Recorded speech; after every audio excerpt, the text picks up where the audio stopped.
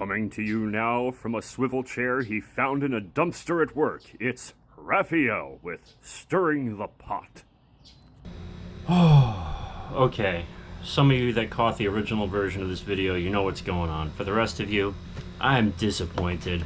I am so disappointed. Lord have mercy. Let's get into it. Cue the intro.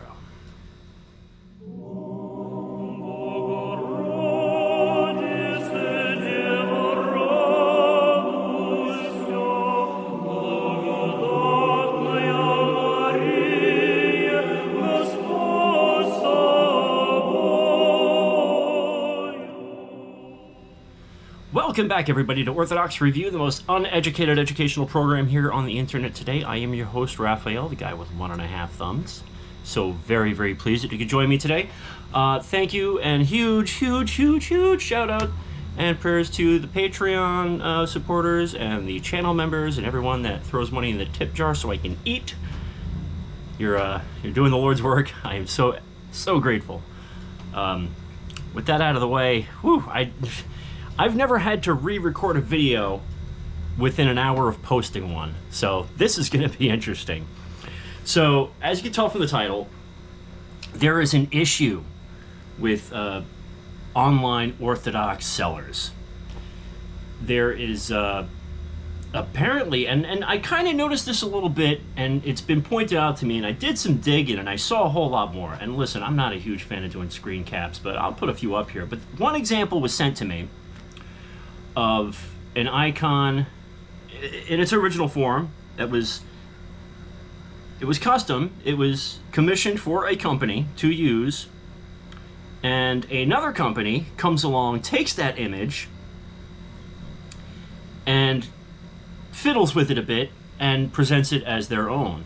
And then it just cascades down. There's Etsy stores all over the internet and little Orthodox stores that repurpose these images that are derived from the original commissioned image, and people trying to pass things off as a certain quality, and it's not. You get pixelation and dotting and really bad printing and all sorts of things. So the example that you're going to see on your screen right now is of Saint Abigail. Now, the image on the left, you'll notice, is okay, that's the original.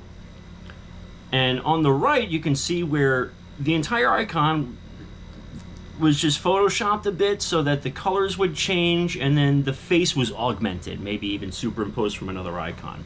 And this is only one example of several that I've seen on the internet, countless examples where there's this Frankensteining going on with icons. Now, I was having a conversation with someone shortly after it was posted. Pardon me, I just had some ramen. And I was sent some photographs of examples of poor iconography, which you can see right now.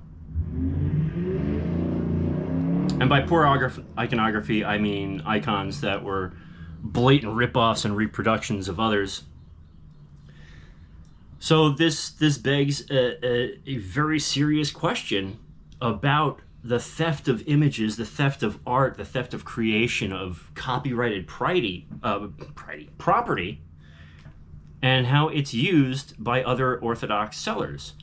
And I gotta tell you, it is heart-wrenching to think that there is so much underhandedness in the online seller community within Orthodoxy. Any Tom, Dick, and Harry could start an Etsy store and print things off in varying degrees of quality, but to think there's established companies that are doing this to one another is just, it's terrible. And so the ethical question is, okay, if you take this image and you augment it and try to sell it as your own, where does the line get drawn between, plagiarism, pretty much, theft, reinterpretation? As an artist myself, I wouldn't want someone taking my work and, augmenting it somehow, manipulating it, and trying to sell it off as their own. So these are big questions we have to ask ourselves, and I would ask you to pray for these companies whoever they are. I'm not going to name names. And that's it. Do with this information as you will. It's rough trade. At any rate, thanks for listening. Thanks for tuning in. Thanks for your support. And on behalf of Spooky Cat and myself, don't forget to go to church, say your prayers, and remember God.